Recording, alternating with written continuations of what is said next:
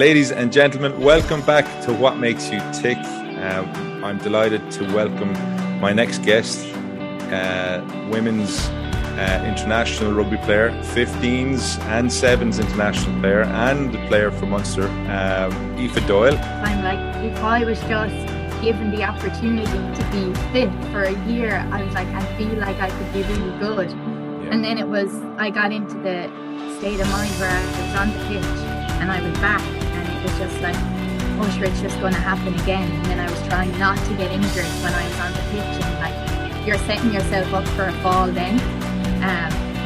Yeah, it was just this constant worry and negativity as well. And then when you are back on the pitch, you can't enjoy it for a long time because it's almost like you're waiting for the next injury to happen. Aoife, welcome to the show. How are you? Thank you. I'm great. How are you? Good. Delighted to have you on board. A little bit of background check for everybody as well. Aoife and I I've known Aoife since she was a little baba, running around the Rosary Church in Limerick and being a little messer. Aoife's family and my family are like the best of friends, and it's been great and a kind of a privilege for me to watch Aoife obviously blossom into a fantastic young lady, but also then to become such a high-performing athlete and playing at the highest level in rugby. Coming from Limerick, it's I think rugby is kind of in your blood, isn't it? Yeah, definitely. Especially living across the road from Thomond Park, you don't really escape it. Yeah, you've no choice. no choice in the matter. It's and in fairness, you come from a super talented family as well of musicians and singers and absolute heroes in terms of characters. Yeah. I think being involved in that type of environment all your life, like you ooze happiness, and I'd say that's just been a kind of like an environment that seems to be the kind of the stable diet in your household. Would that be true? Yeah, it's definitely true. Like, since we were children, whatever we wanted to try, whatever we wanted to do, we had the opportunity to do it. And with my two older brothers as well, I just wanted to be like them growing up. So they're both involved in a Piarsaigh. And when I was 4, my dad brought me down, and for a year or two there, I was the only girl involved in the whole club. So I knew kind of from that, I was just going to keep up the sport. And even from a music perspective, like from the age of 5, I was playing the recorder, then went on to play the piano, and just sport, music, really anything we wanted to do. Our parents supported us and gave us the opportunity to do it. Yeah, no, it's brilliant, and like I think from my perspective as well, like have a great relationship with your mum and dad and all your siblings and yourself as well, and I think it's one of those ones where we don't see each other every day, but we pick up where we leave off every time we chat. And I think hopefully this Christmas as well, we'll be able to do the norm and pop over to your house and say hello and enjoy a few pints. Yeah, is back into swing. Yeah, fingers crossed. Listen, Aoife, I obviously the podcast is called What Makes You Tick, and it's all about trying to understand what people and why people do what they do, right? And the reason I've asked you on is because I'm super impressed with how you've, I suppose, faced a number of different challenges over the years in terms of your career, but also just kind of blossomed in terms of a rugby player. And I suppose when it comes to the different opportunities that were presented to you, you took them with open arms, right? So I'm asking everybody in this season, obviously rugby is your profession, and it's you're studying as well to be a primary school teacher, which is amazing. But you were a professional rugby player for a number of years. Why is it that you do what you do? Like what's the reason you became a rugby player? So growing up, I was just obsessed with sport. I was obsessed with being with the boys, playing with the boys. And when I started playing, like, there was no structures in place for women. And I don't know if it's a good thing or a bad thing to say, but it just didn't bother me. And if it stayed like that, I didn't care because I was playing and I was enjoying it. And I always remember when I was playing for Shannon we were in the clubhouse and they brought Joy Neville down to give us a talk. And she was asking at the end, did anyone have any questions? And I put my hand up and I was just like, do you get paid? And she started roaring, laughing. And she was like, absolutely not. We don't get paid. And she was like, do you still want to play? And I was like, yeah, of course. Like, I just didn't care. And then as I came up through the ranks, I just got more and more obsessed with it. And it got bigger and bigger. And I started to realize if I stuck with it, I could really get somewhere with it. Like when I first started playing, the talk of a contract and being a professional Irish sevens player was so out of reach that I didn't even know I was striving for that at the time. And it was then when I was in sixth year, I remember that's when people started to notice me, and I was offered my first cap in Atlanta, but it was at the same time I had my leaving cert prees. And I remember like all my friends going, oh, what's going on? You're going playing for Ireland. We're doing our leaving cert. And I was like, listen, if I have this opportunity, like I'm going to take it. And I knew my dad was going to back me 100%. And I knew we'd have to work on my mother a little bit because it was just so unheard of that someone 17 years of age was going to be taken out of school and like miss their exams and play across the world. And then I just love it. I don't really know. What was that experience like when you got the call and then happened, like at 17, some people had never even left the country, let alone you were going over to Atlanta to play. Like what was that kind of feeling like? It was a bit surreal. I remember my head coach ringing my parents being like, what's the name of the secondary school Aoife's in? I'm going to come down and meet with her principal. And my dad was in the meeting and I went to Laurel Hill and the principal's office. If you look straight out of it, there's a huge stairs. And me and three of my friends are at the top of that stairs looking through the glass being like, what's being said? Am I going to be allowed go? All of this. And I remember before I went as well, we had a big party in our local pub, JJ Bowles's. And my brother had organized this book where everyone that came would write something into the book for me to look at. And my dad wanted me to just keep an account of my travels and how I was getting on and just to have fun and enjoy it. And I read that book recently when I knew I'd be coming on here with you because I still have it. And like Damien, my brother-in-law, his father was like, you're absolutely amazing. Just have fun, because it was so overwhelming when I got there to be at the World Series, like playing New Zealand, Australia, like our first game, we were beaten 50-0 by England. And I remember being like, what am I doing here? Because it was just a shock. But then as it went on, I was like, this is amazing. Yeah. And signs on where the girls are now on the series, and got to play in a World Cup. So it's all just about the journey.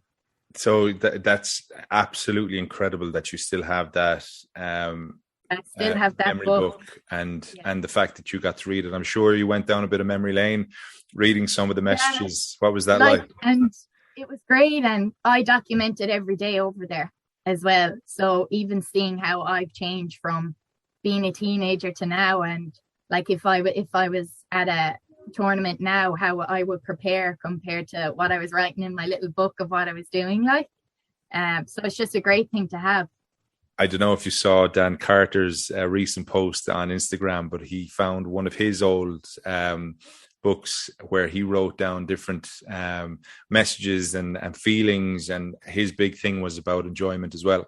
That was the big point, was to obviously know your role, do your job, but enjoy it, So even at all aspects of sport, I think whether you're at the very, very top or you're just starting off or you're playing for fun, it's all about enjoyment, right? All about enjoyment, and also documenting it like that, because there's some matches and tournaments that I blanked and I can't even remember, because it does, the years blur into one. So really enjoy it. Yeah. So if that was your first call up, and Jesus, I'd love to be a fly on the wall while you're reading those comments and those little excerpts, because I'm sure they're amazing. But what happened after the first call up to the sevens? Because you're actually one of these athletes who's happened to play both sevens rugby and 15s rugby. So you played professionally sevens, right? But you got you were one of the youngest to get a cap for Ireland. Is that correct? Yeah. In the so 15s. After my first cap with the sevens was a back-to-back tournament. So we did Atlanta and Sao Paulo together. And then after that, it was kind of like, okay, Aoife goes back now and does her leaving cert. So I left for a couple of months and I went back to Limerick and did my leaving cert.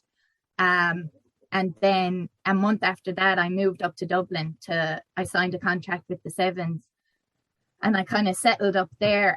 But soon after that, I was training away with the 15 squad before I was brought into the sevens, and it was kind of a decision what was best for me at the time, because at that age, sevens was where, the contracts were, it was the Olympics and it was professional. But I just happened to be thrust into the Six Nations that year. I think it was Hannah Tyrrell picked up an injury, and I was actually in bed one day getting ready to go to training, and I got a call it was 2 days before the match, and they said, there's been an injury and we need you to come into camp. And I remember being like, I can't drive, I've no one to bring me. And they were like, can you be here or not? So I was like, okay. And one of the girls, Katie Fitzhenry, she drove out from camp to pick me up and brought me out to the girls. And 2-3 days later, I got my first cap against France. And I started on the wing, and it was just incredible. Like, I was 18. So very, very young, and we were playing in Ashburn. Yeah. And that was the game that the lights went out 3 times. So definitely not forgetting my first cap. No, and it's incredible, because obviously sevens rugby is so different to 15s, right? So your sevens cap is over in Atlanta, away from home, in a completely different environment, whereas your 15s cap is at home in Ireland, albeit with electricity faults, right? But family around you, lashing rain, but in an environment that's familiar to you, right?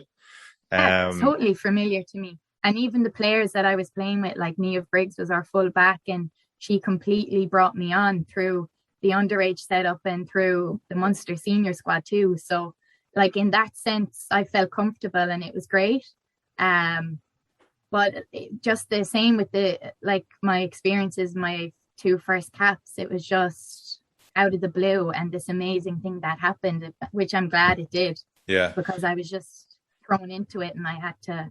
And it was a super tournament, wasn't it? Because you guys went on to win it, right? Won it, and I have my gold medal at home. My pride and joy. What a start to your international career. It's like this is easy, guys. It's fine. What's the big I may as well retire now. What else is there to do? Finish on the top. So little did I know. Well, that's the thing. So like your career, so that's you were 17 when you got your first cap, obviously for sevens, right? And you got thrusted into the international world or environment, right? Albeit sevens and then onto 15s. But talk to me about your journey since then, because I'd love to understand, actually, do you know what? Maybe we'll go on to that a little bit later on. I'd love to know who's the biggest influence in your life to date, and why? It's a hard one, because I start to think of my personal life and then from a sporting perspective, but cringy as it is, it's my parents, and like anyone who knows me knows how much of a special relationship I have with my dad. And when I actually reflect on it, it's like for the past 10 years, his life has just been dedicated to me. And my siblings will agree with that. Like anything I need, he basically delivers, and he's the reason I'm playing, and he's the reason I'm in Dublin, why I'm studying, why I'm in college. So he's just a massive influence on me. And like even going down the teaching route now, that's his bread and butter, and it's what he did. And I look at myself in Dublin with all the supports I have, and it's like, how did he do that? Raising a family, teaching us music, teaching us sport, driving me here, driving me there. And like, it's only when you get older you realize, like, how the hell did they do it? And it's got to the point where, like, daily I don't make decisions without ringing him first, like constantly on the phone, texting. So he's just, my biggest inspiration as well, definitely. And you probably know exactly what he's going to say to you before you even ask him. You're probably so ingrained with each other, you know? Yeah, but it's great because he gives me his honest opinion, and he'll always finish with, but whatever you do, we'll back you.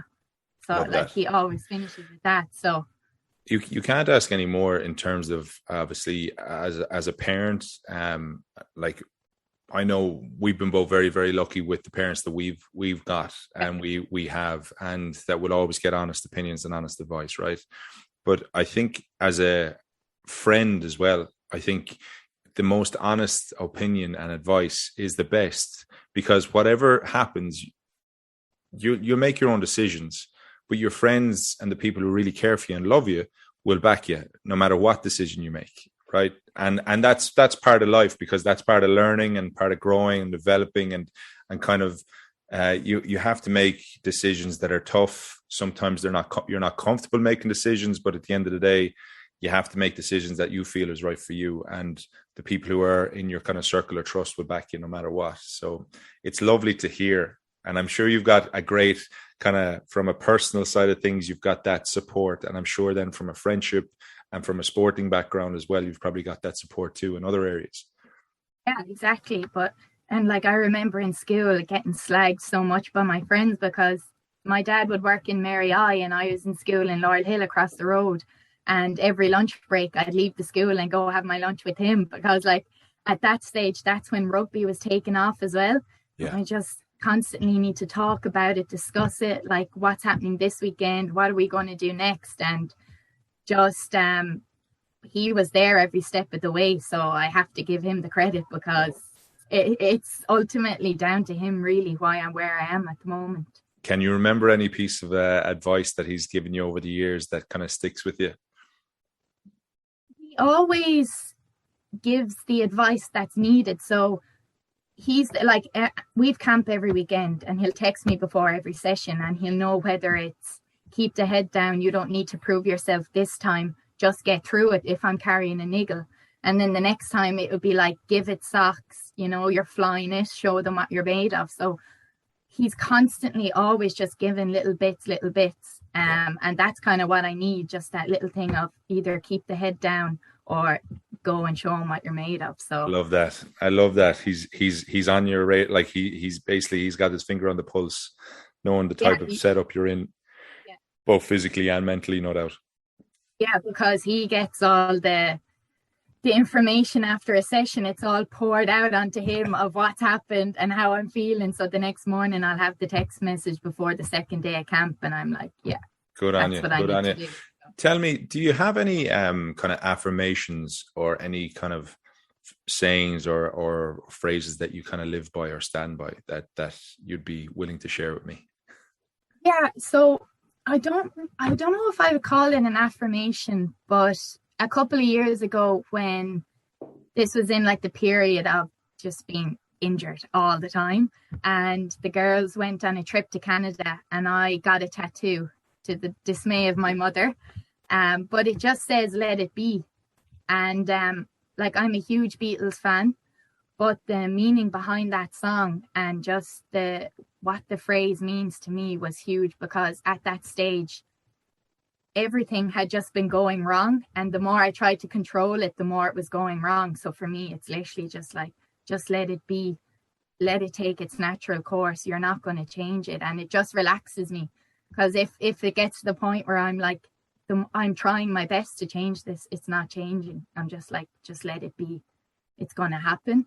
And it's just something that personally relaxes me, and just I chill out. Like, love it. That's what it is for me. I love that. I think like it kind of touches on a number of areas of your life, right? So you've got music has been a massive part of your life, and the fact that you're a Beatles fan, but as a phrase, I think a lot more people if they took that on board, I think they probably would have a more stress-less life and remove the anxiety and remove the kind of the worries that we always look at, and find that if you can't control things, a lot of people don't know how to sit with that, right? So one of the things that we always did when I was involved in sport was control the controllables, right? So whatever I do for myself, I can put myself in the best possible position, but I can't control what you do or what my coach does or says or chooses or anything like that. I can just give myself my absolute honest and best approach to something, whether it's sport or whether it's a job or whether it's a relationship or whatever. But if you can look in the mirror, after you've done what you've needed to do, let the rest just happen. Yeah, you can't worry about it. No, yeah, like you drive yourself insane. You would, wouldn't you? Yeah, completely. And yeah, like I'd be a bit of a worrier and an overthinker, and sometimes to my detriment, right? So sometimes I'm lying in bed and I'm like, oh my God, and thinking about all these different things. And I have all these different kind of tools in my toolbox to kind of figure out in terms of meditation, that type of thing, breathing and stuff. But sometimes it takes control or it takes over. But when I wake up the next day, I kind of wake up and I'm like, actually, you know, today's going to be okay. Today's going to be fine. Let's have a go at today and just give it your best shot.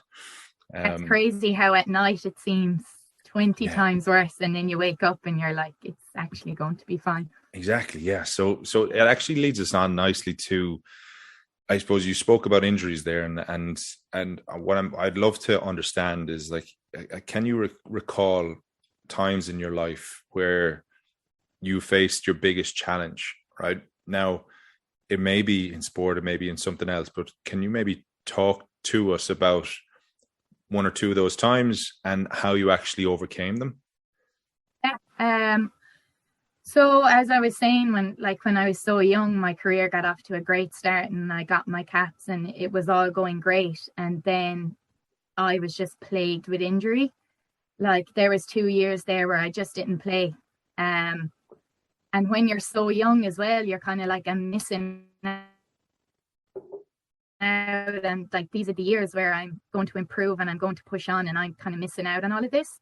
And there was definitely very, very dark times, because like, I was away from my family and I was living in a house with other sevens athletes who were just thriving.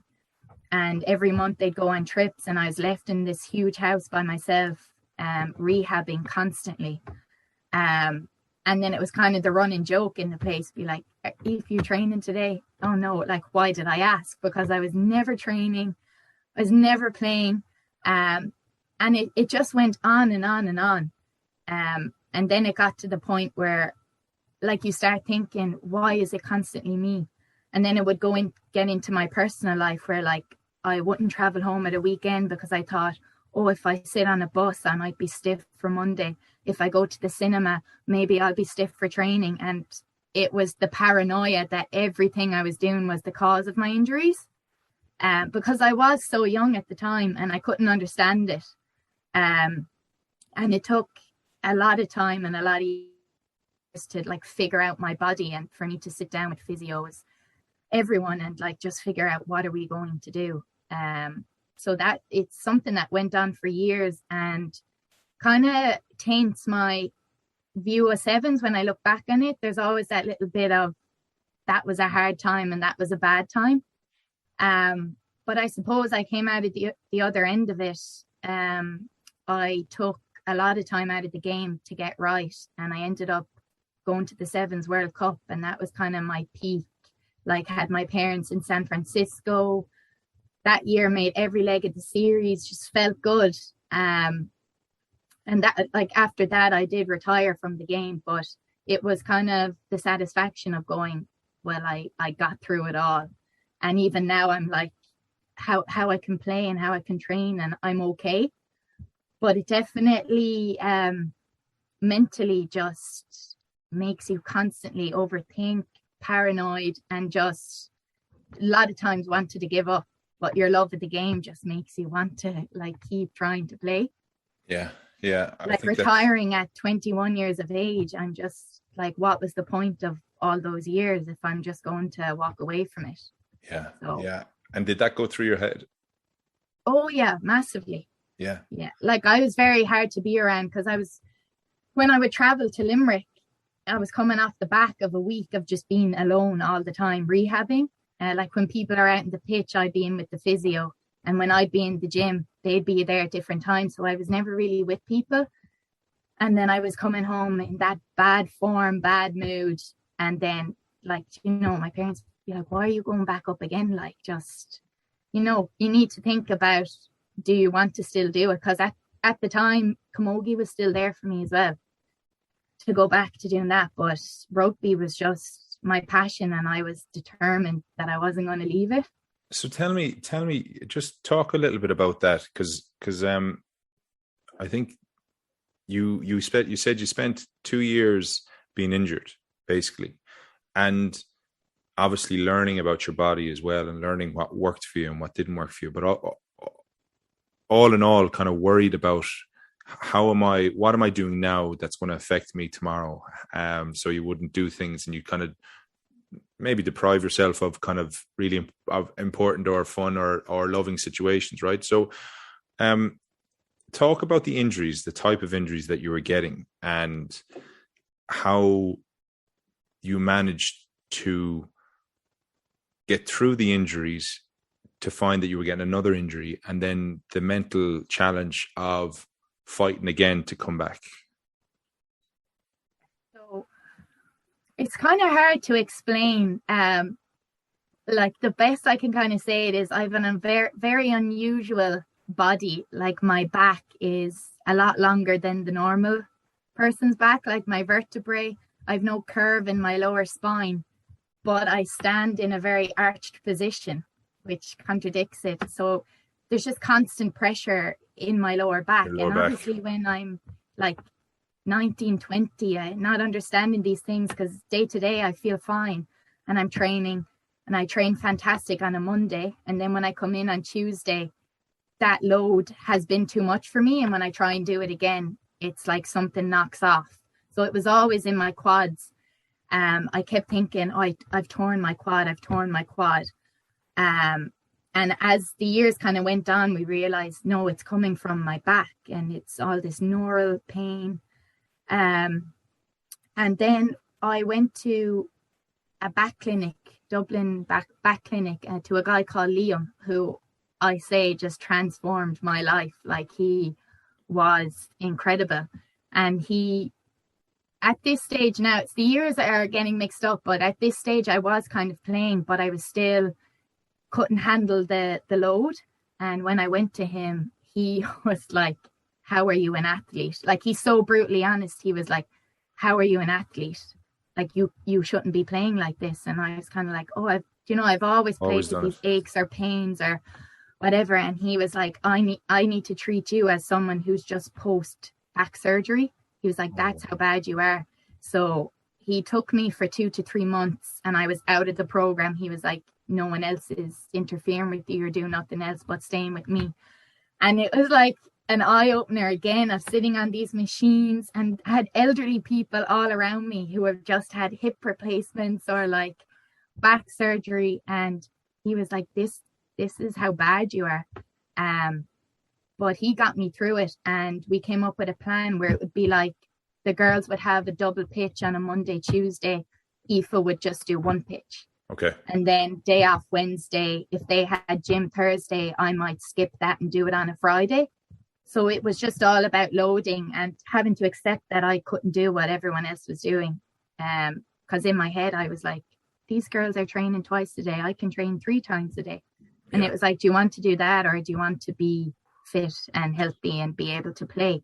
So it took a very, very long time, but we finally got a program into place. We realized what gym exercises didn't suit me and just took them out of my program, spent loads of time working on my core and strengthening my lower back, because that's where the issue was. So just little cues all the time of what I need to do before training. And since that, I've been great, to be honest, in terms of my back anyway. That's incredible, because it's not about training hard, it's about training smart, right? And at a young age, usually it's like just get up and go and it'll be fine. And you don't even need a warm up sometimes. Like I remember myself being young and a little odd stretch here and there and then going for it. Whereas now I'd need to be stretching for weeks before I could even think of going onto the pitch.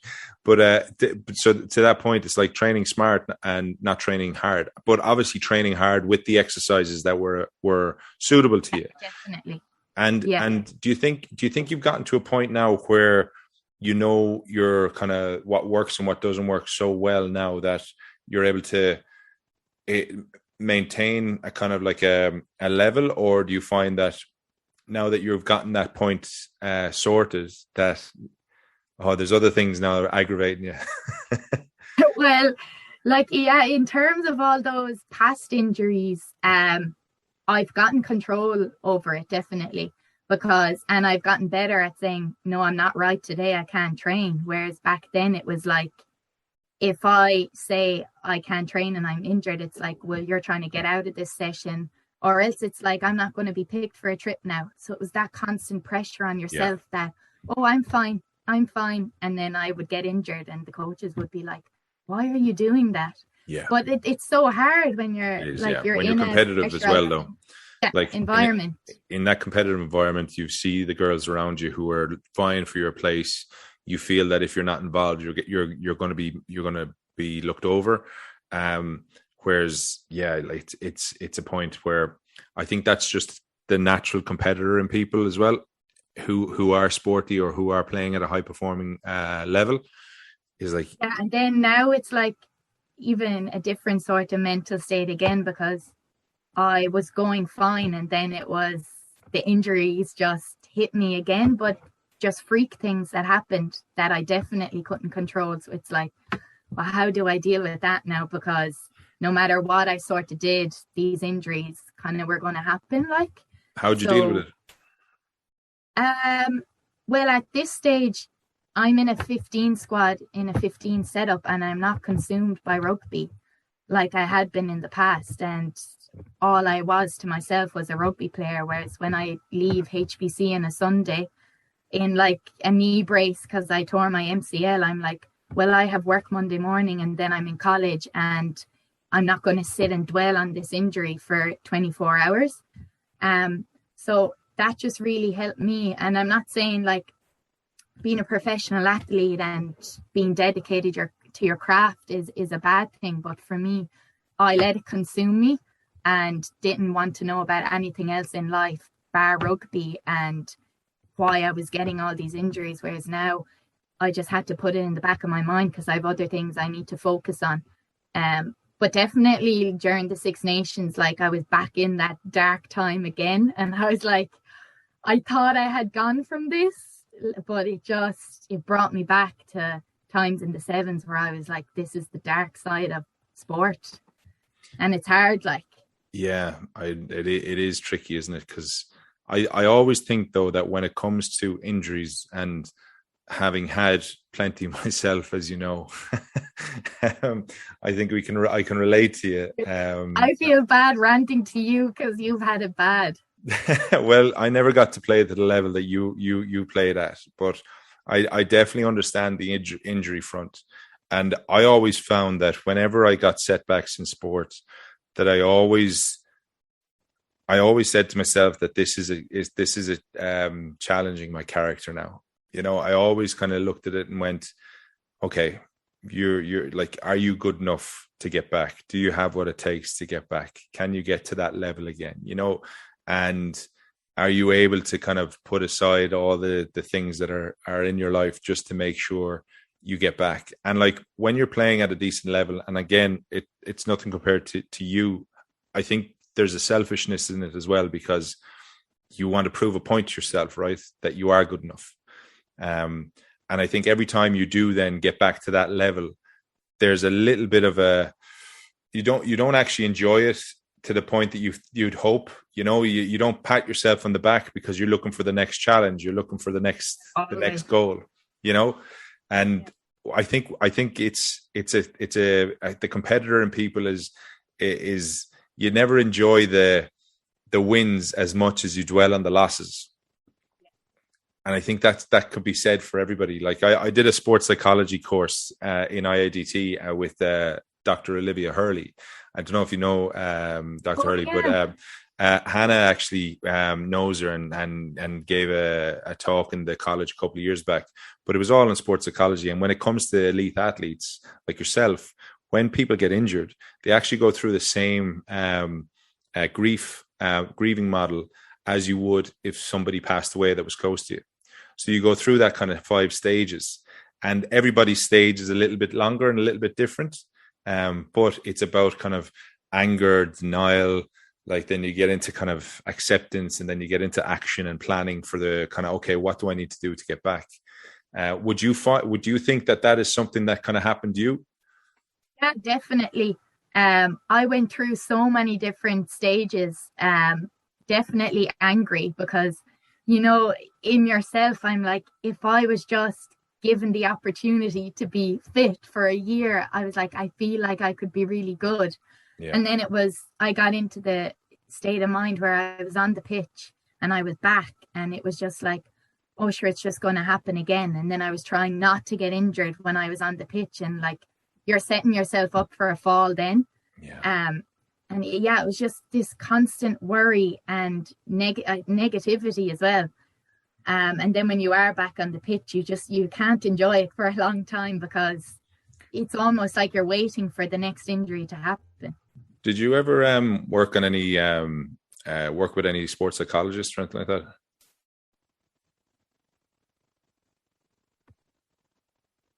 I lost you there. Did you ever? Yeah, I was like, you're gone. Did you ever work with any sports psychologists? No, never. Or was it ever promoted or anything like that? No. No, we had one guy in before. I can't remember his name now, but never really on a personal level. Yeah. It was kind of as a team, what goals you have, what kind of like what you want to be seen as a team, but never like on a personal level. I remember when I was younger, we got a sports psychologist come into us, and I was having terrible time with kind of pressure because I was coming out of school. I was expected to do well, and I was putting so much pressure on myself. And I was like, I need to do this. I need to do this. I need to do this. And the psychologist said to me, she says, she turned around and she's like, change that word need to want. She goes, because when you want to do something, all of a sudden your whole approach to it is different. Even when you say the word want, it kind of puts a smile on your face, and then it takes the pressure away, and then it makes it so that it's a kind of like a craving as opposed to you being forced to do something. And those little kind of tricks were really, really, really helpful for me to a point. But come here, tell me, is there, having kind of, you're still so young, right? And you've done so much, you've traveled the world, you've experienced so much in terms of your professional, in your sporting career, right? And now, as you're studying to become a primary school teacher, which I think you'll excel at greatly because you've got such a fantastic manner about you. Is there anything that you've learned so far in life that you wish you would have known when you were maybe 17 when you were starting off? Yeah, it's kind of something that I said before of don't let your passion consume you. Like, to me, it was just the be all and end all, and I really boxed myself off for a couple of years. Like, I was living in Dublin, I never went outside the door, like never explored the place because I just wanted rugby so much. And even the company I kept was like, why would I hang around with people outside of the squad? Like, they don't understand what we're about or what we want to do. Like, what's the point? And now that I'm in college and I have a job, and like my whole perspective has just changed, and I'm like, what a waste. Like, there's no need to do that. But back then, like I said, I was a rugby player, and if I was injured and not playing, then I was failing. Whereas now I'm like, I'm an aunt, I'm a friend, like I'm still a rugby player, I'm going to be a teacher. And I just think when you're so young, you don't realize how much is actually out there and how much you can do at the one time. It doesn't have to be all or nothing with one thing or your craft. Like, just because you're interested in things doesn't mean you're not dedicated. So I just wished I hadn't boxed myself off so much from other things. But it's lovely that you can share that now with your nieces and nephews and all that stuff, and actually get to a point where like it's kind of like when it comes to nutrition, right? It don't eat just the one type of food, have a balanced, varied diet, right? So, and I know as an athlete, you would have been told that, right? So it's to have as many different kind of forms of nutrition that are real foods to give you the kind of help you perform the best you can. And I think that's the same when it comes to life, right? To not have all your eggs in one basket, especially when you're learning, to kind of get to a point where you have a number of things that give you different types of stimulus for different reasons. Whether one is sport, another one could be cooking, another one could be whatever, swimming, all these different things that just give you a different perspective of life, or looking at life through a different lens. And they tell you that when you're starting into it. But I had such a tunnel vision, and I had a great group of friends, but we all just happened to be the same. And on our days off, we were sitting in the house or still sitting at the training grounds, just waiting to be in the next day. And it was like, you don't need to be like that. You can still enjoy your life, but be dedicated to your sport as well. So yeah, it's gas. I remember driving past the Aviva Stadium a couple of times, and I'd see you going in for training and beeping at you. So in IRFU gear. Yeah. Spot the IRFU girl. But so I think what I'm kind of taking out of this whole kind of conversation, discussion, and is that it's important to have balance in your life, through friendships, through activities, through work, through sport, to get all these different experiences so that you can then mold the things around your life that make you happy, right? 4 or 5 years ago, I wouldn't have done this podcast. I'd be like, no, I wouldn't be able to do this. And even being in college and a year of college down, I can't believe it, because outside of the program, I just didn't know how to be a normal human being, and I would never want to do anything like this. I'm like, oh no, I didn't have the confidence. Whereas now I'm just I feel like I'm just relaxed in myself and allowing myself to just do so many different things. Well, I think what's great is that it's, if this, I remember asking you to do this, and you said to me, sure, why do you want to talk to me? And this is the beauty about you as well, is that you don't see how inspiring you are to others, especially young girls coming through, but young people coming through, trying to figure out what it is that they want to do in life. And I think that probably kind of is one of the reasons I got you on, is because you don't see yourself in that vein, but yet you are. And I think you have a really good story to tell, and that you've been through so many different challenges through sport, that I think you can share those stories, especially to the new or the next generation of sevens athletes, the next generation of 15s, and like even recently, the way women's rugby has come on leaps and bounds, and then obviously recently it went backwards in terms of what happened with the Connacht ladies. And I think those things can never happen, because can't happen again, because there has to be an ultimate respect between the guys and the girls. And I remember I was talking to a friend of mine who has daughters, and he was saying that, and he's played at international levels, and he said that he wants his daughters, if they play rugby, to have the exact same opportunities that he had as a guy. I think it's vital that people like you share their stories, even, when I'm thinking back to when I was younger and the men were in the professional era, and it's not saying anything against them, but they would have never have thought about women's rugby, and it didn't affect them. Whereas now I do think it's funny, Paul O'Connell presented us with our Munster jerseys and actually got emotional.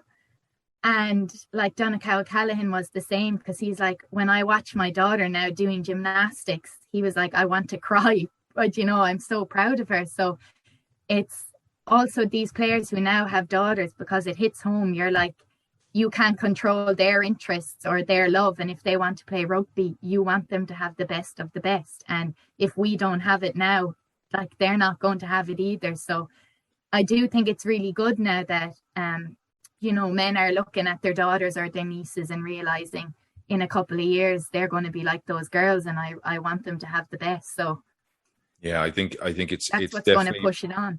I agree with you, and you need more and more people actually sharing those stories and telling that kind of desire for it to happen, because like we had Sine Naupo on the podcast last season, who's obviously a fascinating lady and has done so much for people in sport, for people in general, and she's so good in terms of what she's doing in business and stuff, and spoke so fondly of you. When I told her I was going to ask you, she was, oh my God, you'd be brilliant. But again, like, she's paved the way, Niamh Briggs has paved the way, you've paved the way. Like, there are really, really strong women who've done that. So it's kind of it hopefully now we'll see more and more of that coming through, Yeah, like, because when I was in Shannon, once we hit our teenage years, all my friends were gone out of the club straight away, and I was left there. Whereas I was down there a couple of weeks ago, and they've so many girls playing at the moment, and 14-year-olds, 15-year-olds, whereas, a couple of years ago, they wouldn't be there. They don't want to play sport at that age. So And it's really good. come here, what does the future hold for Aoife Doyle? Like, is there a chance you might even become a coach? God, yeah. Like, the dream for me would be teaching in a primary school and coaching all the children there after school also, because I can remember my basketball coach in primary school. Like, all these people play a huge role in your life and you don't even realize. Like, so sport wise, for me, a World Cup is very much the primary goal at the moment. For us as a squad. And then my other path that I'm on is a primary teacher, and I'm just very, very focused on getting that degree at the moment. And from then on, just hopefully teaching and playing at the same time. That's the dream at the moment, if the body holds up. Oh, it will. Listen, you've done so well now to learn so much about it.